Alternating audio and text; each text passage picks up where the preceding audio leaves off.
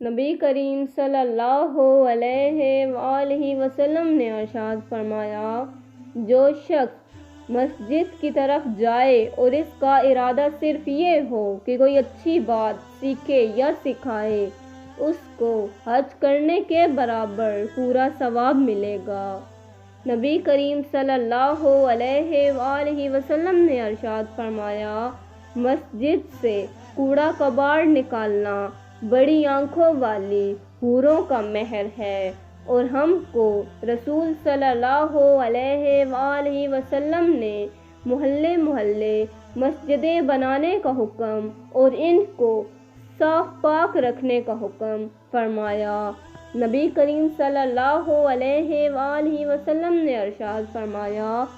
جو شخص عبادت کے لیے حلال مال سے کوئی عمارت بنائے، اللہ تعالیٰ اس کے لیے جنت میں موتی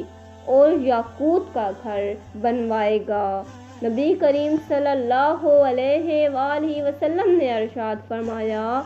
تم اللہ تعالیٰ سے ایسی حالت میں دعا کیا کرو کہ تم قبولیت کا یقین رکھا کرو اور یہ جان رکھو کہ اللہ تعالیٰ غفلت سے بھرے دل سے دعا قبول نہیں کرتا۔ نبی کریم صلی اللہ علیہ وآلہ وسلم نے ارشاد فرمایا، جو شخص اللہ تعالیٰ سے دعا نہیں کرتا، اللہ تعالیٰ اس پر غصہ کرتا ہے۔ اللہ تعالیٰ کے نزدیک دعا سے بڑھ کر کوئی چیز قدر کی نہیں۔